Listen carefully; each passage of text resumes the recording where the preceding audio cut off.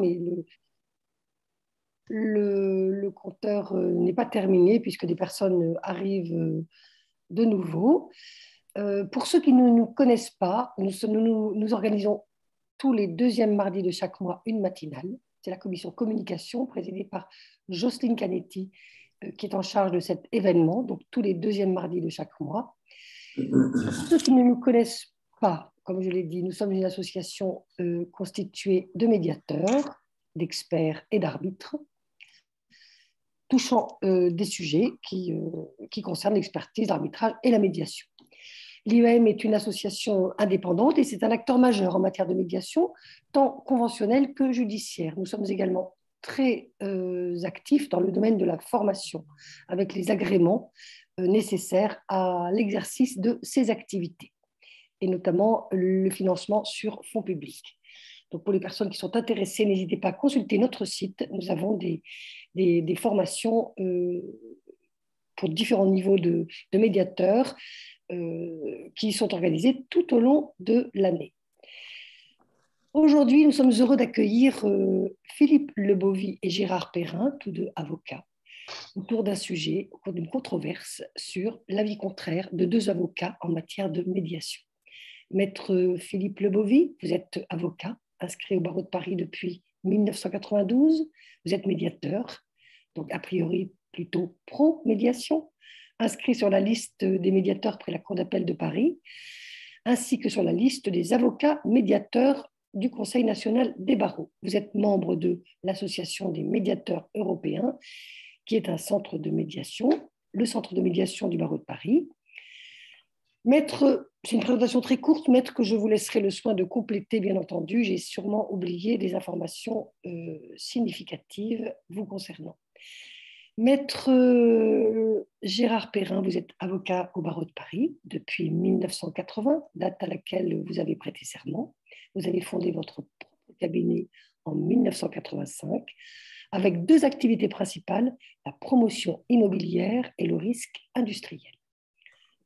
Aujourd'hui, nous vous avons réunis tous les deux pour débattre d'un sujet sur la médiation, avec deux avis que nous espérons contraires, parce que c'est de la contradiction que naît la richesse du débat, sur la médiation. Je vais donner la parole à Jocelyne Canetti, qui va vous présenter le déroulé de cette matinale.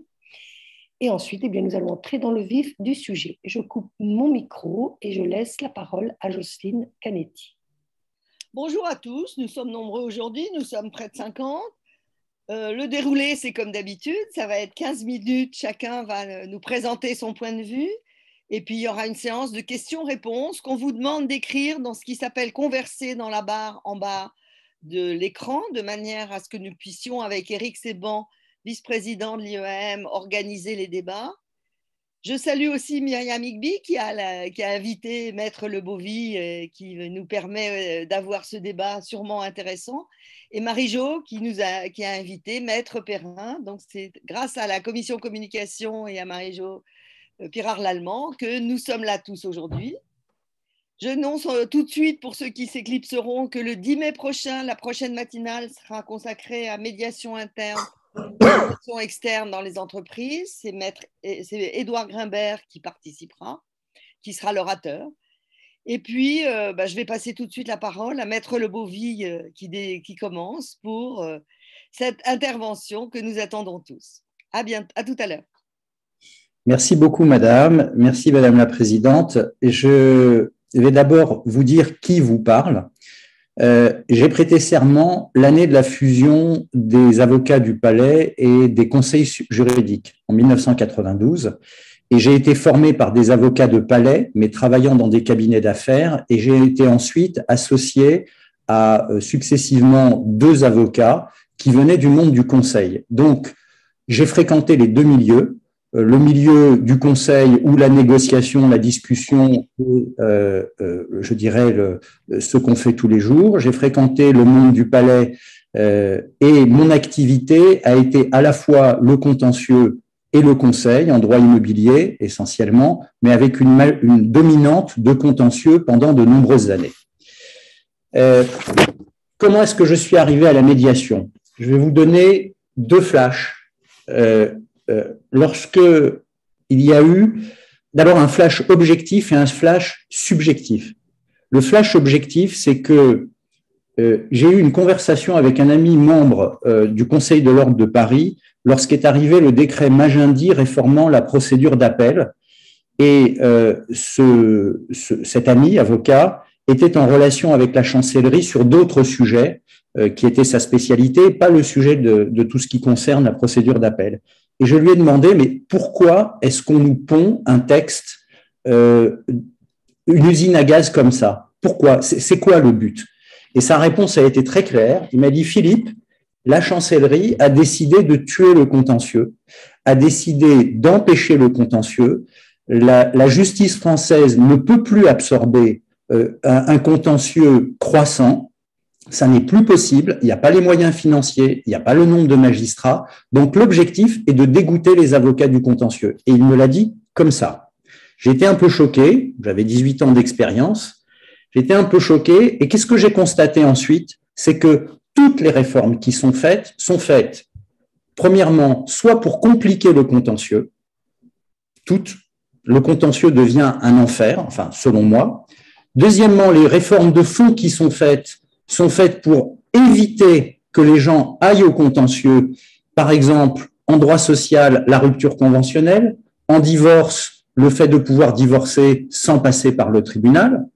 Troisièmement, la promotion des modes alternatifs de résolution des différends qui n'arrêtent pas, je dirais, de prendre une place de plus en plus importante, et notamment depuis le dernier décret de février 2022 qui a mis en place un certain nombre de mesures que tous les médiateurs et les avocats appelaient de leur vœu. Donc, en fait, objectivement, ce qu'il m'a dit, c'est confirmé par la suite. On est arrivé à une saturation du système judiciaire. Le système judiciaire ne peut plus encaisser tout le contentieux et, je vous donne mon opinion, ça ne va pas changer. Je vois sur LinkedIn beaucoup d'avocats qui se plaignent des délais de procédure. Je trouve ça très sympathique, mais ça ne va pas changer. Ça ne va pas changer et il faut s'habituer au fait que le contentieux deviendra l'exception. C'est pas moi qui l'ai dit, c'est l'ancienne présidente Madame Arins de la Cour d'appel de Paris, à l'époque où elle était présidente de la Cour d'appel de Paris. Et voilà. Le second point subjectif qui m'a amené à la médiation a été une expérience dans un dossier entre 2012 et 2014. Un ami me confie un dossier sur lequel il était en conflit d'intérêts et sur lequel la partie adverse était aussi en conflit d'intérêts. Et grosso modo, il me demande de faire la guerre le temps de préparer la négociation. Et donc, j'ai un dossier avec des enjeux colossaux, des parties qui ont beaucoup d'argent, qui ont les moyens de payer des honoraires très confortables. Sur ce dossier, j'ai constitué une équipe qui a été performante, ce qui est rare dans la vie d'un avocat. J'ai tout gagné et à la fin, ils ont été négociés. Et voilà. Mais au début du dossier, j'ai posé la question, mais pourquoi vous ne vous asseyez pas à une table pour discuter? Ah non, il faut d'abord qu'on se tape dessus. Quand ils seront prêts, on négociera, mais pour l'instant, c'est pas possible. Et je suis ressorti de ce contentieux vidé, mais vraiment vidé psychologiquement et profondément insatisfait. Vraiment, je me suis dit, c'est pas ça que je veux faire. Je fais du contentieux tous les jours, mais j'en ai marre. Ça ne m'intéresse pas. Ça ne m'intéresse pas d'aller faire la guerre. C'est pas mon truc. J'ai été voir un ami que beaucoup de gens connaissent, qui s'appelle Stéphane Ben Simon. J'ai discuté avec lui. Il m'a dit, écoute Philippe, ça fait quand même plus de 20 ans que je te parle de la médiation. Je pense que tu es mûr. Je me suis inscrit. J'ai fait la formation. J'ai eu le diplôme et je suis devenu médiateur. Voilà. Bon. Alors maintenant, pourquoi la médiation? Pourquoi est-ce que je suis favorable à la médiation? J'ai envie de vous dire 3 choses. La première raison pour laquelle je suis favorable, c'est que c'est un outil formidable pour raccourcir la durée des conflits dans l'intérêt des clients. Pour moi, c'est un outil formidable. Je constate ce qu'on nous a appris lors de la formation, qu'effectivement, les gens ont des difficultés à communiquer, ils ont des difficultés à dialoguer. Il y a beaucoup de raisons pour lesquelles ils ont des difficultés. On est là pour les aider, nous les avocats, mais parfois on tombe sur des dossiers où on se dit, si on part dans une discussion dans une négociation avec les avocats, ça va être compliqué. Ça ne va pas être faisable pour des raisons matérielles, pour des raisons d'organisation, pour des raisons psychologiques. Et dans ce cas-là, j'ai l'habitude d'utiliser la médiation et je la considère comme étant, d'une certaine façon, le chausse-pied du dialogue. C'est ça qui nous permet de réinstaurer un dialogue entre les parties. Je ne vais pas rentrer dans le détail du pourquoi les gens sont bloqués. Il y a beaucoup de raisons. Ça dépend des dossiers, ça dépend des gens, mais c'est un constat qui pour moi est la réalité. Je vais mentionner 4 dossiers, des exemples pratiques. Premier dossier, c'est un dossier dans lequel je suis entré après la première réunion de médiation parce que ça se passait mal. Des gens ont subi un trouble anormal de voisinage, des nuisances sonores absolument colossales. Je ne vais pas dire où ça se trouve, mais en gros, ils ont une maison qui est adossée à un cinéma. Le cinéma fait des travaux, installe la dernière technologie et de 11h du matin à 11h du matin à 1h du matin, tous les jours de l'année, tous les jours de la semaine, tout le temps, ils sont dans leur chambre à coucher, dans la salle de cinéma. C'est-à-dire qu'ils vivent en direct les basses, le bruit, dans la salle de cinéma. Donc, un enfer avec des enfants en bas âge, une expertise qui dure très longtemps à laquelle je ne participe pas, une action au fond qui commence parallèlement à l'expertise, le juge ordonne une médiation et j'arrive à la 2e réunion de médiation. J'ai un confrère en face qui est très, très bon, qui est vraiment très bon. Je reprends le dossier. Voilà. Pourquoi est-ce que la médiation a fonctionné? Elle a fonctionné pour une raison. D'abord, il y a eu une évaluation mutuelle, mais il y a eu la prise de conscience des clients qu'ils avaient souffert du trouble anormal de voisinage, des nuisances sonores, mais ce dont ils ne se rendaient pas compte et dont ils ont pris conscience en médiation, c'est qu'ils souffraient du conflit lui-même, c'est-à-dire du fait que la prise en compte en termes d'indemnité de leurs troubles qui étaient objectifs, qui n'étaient pas contestables, ne leur permettrait pas de sortir du conflit. Et en fin de compte, à force de parler, à force de se confronter à la partie adverse, à force d'être obligé d'écouter les autres, et puis chacun trace ses lignes rouges, et petit à petit, on se rend compte qu'on est globalement d'accord sur l'essentiel et que le prix à payer en honoraires d'avocat, en temps et en conflit pour aller chercher un supplément devant le tribunal n'en vaut pas la peine.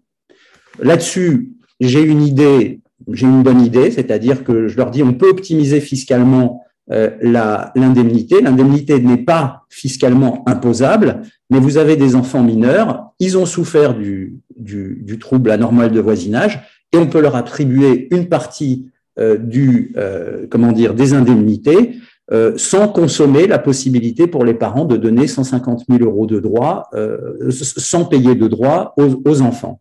Donc, on arrive à optimiser les choses, on se met d'accord et les gens sortent du conflit et passent dans leur vie normale.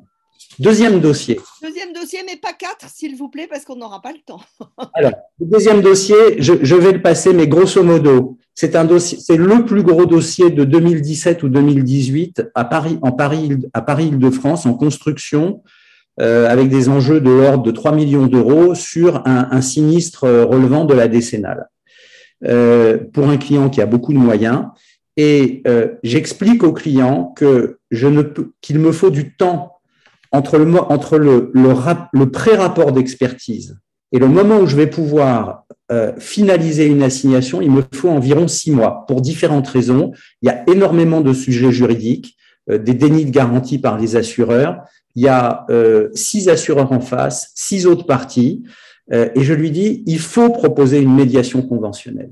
Il faut la proposer officiellement parce que de toute façon, le juge la proposera. Donc, utilisons ce temps mort à attendre le rapport d'expertise et pour moi à préparer l'assignation. Le client dit d'accord. L'expert judiciaire que j'avais engagé pour m'assister et le prof de droit qui m'aidait aussi sur le dossier me disent ça passera jamais. J'écris en LRAR à tous les avocats. Je leur propose une médiation conventionnelle. Tout le monde dit d'accord. 2 réunions de médiation de 4 heures chacune, avec 30 personnes autour de la table, avec un très bon médiateur que je vais nommer qui s'appelle Claude Amar, qui a été vraiment très très bon sur le dossier, et on trouve un accord. Ensuite, il a fallu 8 mois pour rédiger la transaction et pour la mettre pour l'exécuter. Mais ça a été un succès auquel personne ne s'attendait, et chaque avocat qui est venu signer la transaction chez moi m'a remercié d'avoir fait le nécessaire pour permettre ça. Troisième dossier très court, un confrère m'envoie sa fille, problème de droit d'auteur. Je réalise que j'ai 2 têtes de mule en face de moi, la cliente et la partie adverse. Je suggère une médiation. Qu'est-ce qui ressortira de la médiation? Que la partie adverse renonce à assigner. C'est-à-dire qu'il n'y a pas d'accord, elles ne se sont pas mis d'accord, mais la partie adverse dit finalement, j'ai pas de dossier, je suis convaincu par mon avocat que ça vaut pas la peine d'assigner, donc la médiation est quand même quelque chose d'extraordinaire. Quatrième dossier, c'est pas un dossier, c'est quelque chose que je vis tous les jours. Quand on se trouve dans une situation où on sent que les gens ne veulent pas négocier, moi je leur propose toujours une médiation. Je leur propose toujours une médiation et la plupart du temps, les gens disent « Non, non, je ne veux pas de médiation, finalement, je veux négocier ». Donc la médiation, je vous ai donné 4 exemples dans lesquels elle est extrêmement utile.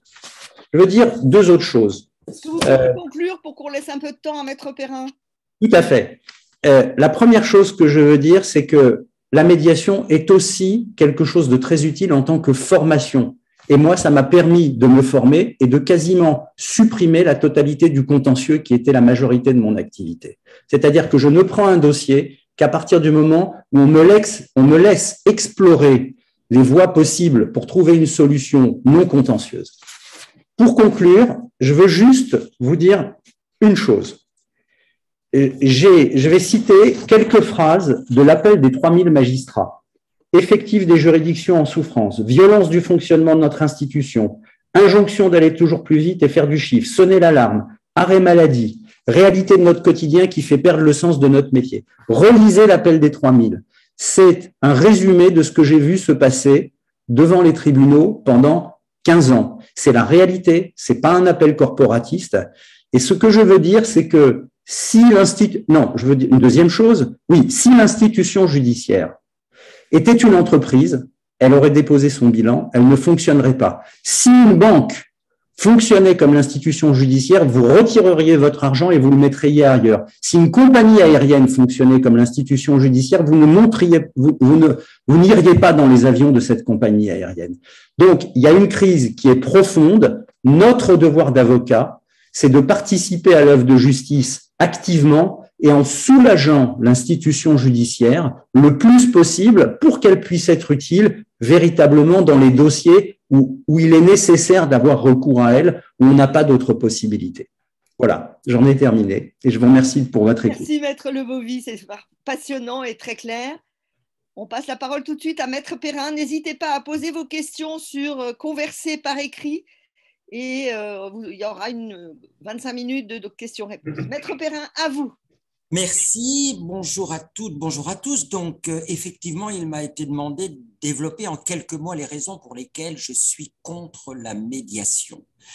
Alors, je suis un avocat lambda, j'ai effectivement maintenant 40 ans de barreau, j'ai mon cabinet il y a assez longtemps et je fais du contentieux depuis 1980. Je dois dire que je pense que chacun d'entre nous s'est posé un jour la question de savoir si on était pour ou contre la médiation, parce qu'elle a inévitablement surgi dans notre vie professionnelle. D'abord de façon, j'allais dire, anodine, par des magistrats qui nous parlaient en cours d'audience. « Maître, avez-vous pensé à la médiation? Vous savez ce que c'est ?» Ensuite, de façon un peu plus insistante, je vais convoquer vos clients pour leur expliquer ce que c'est que la médiation. Et maintenant, au jour d'aujourd'hui, on n'entend parler que de médiation. Partout, à tout bout de champ, c'est la médiation. La médiation, comme le dit d'ailleurs très bien mon confrère, j'ai l'impression que ce sont les soins palliatifs de la justice qui est malade. Le problème, c'est que les soins palliatifs n'ont jamais guéri le malade. Ils l'ont accompagné dans une mort un peu moins douloureuse. Et en fait, après avoir participé alors, à quelques médiations, hein, je ne prétends pas avoir une vue exhaustive du sujet, mais effectivement, le hasard a voulu que je participe à pas mal de médiations. Eh bien, la réponse que j'ai posée à ma question était effectivement de dire que j'étais contre la médiation pour deux raisons. La première, parce que pour moi, la médiation, c'est la négation du droit. Et ça, je ne peux, moi, en tant qu'avocat, l'accepter. Dans une médiation, la première chose qu'on vous dit, c'est on ne fait pas de droit. C'est-à-dire qu'on va prétendre solutionner un litige sans faire application des règles de droit applicables à ce litige. Et alors là, on est dans une quatrième dimension. C'est-à-dire qu'on a aujourd'hui un pays où on a un nombre de lois, un nombre de textes, un nombre de normes qui a foison. Et on vient nous dire aujourd'hui, la solution à vos problèmes, eh ben, c'est de faire abstraction des lois, des textes, des obligations contractuelles. On s'escrime à faire des contrats en précisant les obligations chacune des parties, etc., etc. On fait abstraction de tout dans la médiation. Et puis, on parle juste de alors, vous voulez combien? Ah oui, c'est beaucoup. L'autre partie, elle propose combien? Et on arrive à des situations tout à fait surréalistes. Mon confrère a cité quelques dossiers. Moi, dans les médiations auxquelles j'ai participé, bon, je fais pas mal de promotions immobilières et j'ai pas mal de contentieux d'acquéreurs qui se plaignent que la date de livraison n'est pas respectée, dire un préjudice, demande réparation de leur préjudice. Bien. Le droit de la vente en l'état futur d'achèvement est un droit extrêmement écrit, c'est un secteur protégé, d'ordre public, il y a des contrats de vente qui sont rédigés par des notaires, et effectivement, quand il y a un retard de livraison, ce qui arrive très fréquemment, eh bien, il y a des causes légitimes de suspension, et il faut voir si ce retard, il est justifié au regard de la jurisprudence de la Cour de cassation, au regard des textes qui sont applicables. Eh bien non, on va dire dans la médiation, non, non, non, non, on fait abstraction de la jurisprudence, on fait abstraction du droit applicable. Monsieur, bah, il est gentil, il demande combien? 20 000 € de dommages-intérêts. Bon, le promoteur, il a de l'argent, il a une marge. Bon, pour son image de marque, il a peut-être intérêt à trouver une solution amiable. Combien il propose? 5 000, c'est pas assez. Allez, on coupe la poire en deux, on fait 15 000 et tout le monde est content. Mais où est la justice dans tout ça? Où est la justice? Et alors, on vient de vous expliquer que, ah oui, mais faire un contentieux, c'est long, ça coûte cher, mais au moins intellectuellement, le rôle de l'avocat, c'est quand même de conseiller son client, c'est quand même de faire du droit, et c'est quand même d'obtenir une décision de justice qui consacre les règles de droit. Parce que sinon, c'est de la justice de comptoir, c'est-à-dire qu'on fait du marchandage de tapis, et puis tout le monde repart dos à dos en disant, bon, allez, on passe à autre chose, parce qu'on a autre chose à faire.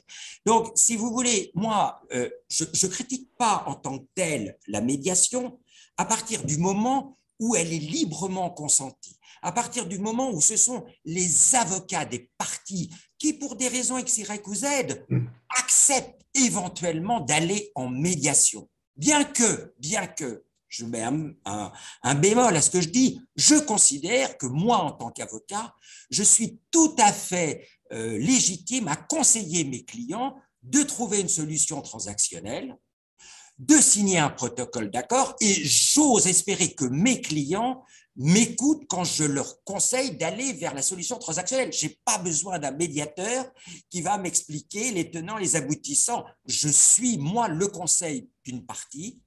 Je plaide si je considère que je dois aller jusqu'au bout de la procédure, dans l'intérêt de mon client, parce que je suis avocat, ou si, effectivement, pour des raisons X, Y ou Z, parce que le dossier, après analyse du droit, après analyse des faits, éventuellement après analyse de la personnalité du client, je considère qu'il faut transiger.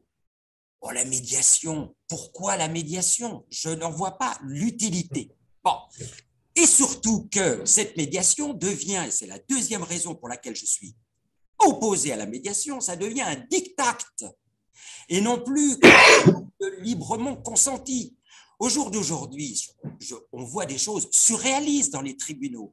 On voit des magistrats, des juges, des référés qui effectivement profitent de la médiation avec un médiateur en bout de table pour, dès qu'ils décèlent un léger désaccord entre avocats, même sur le nom d'un expert, même quand on vient en référé sur 145 pour la désignation d'un expert, il suffit qu'on ne soit pas d'accord sur le nom d'un expert pour que le magistrat dise « je n'ai pas le temps, allez ». On part en médiation.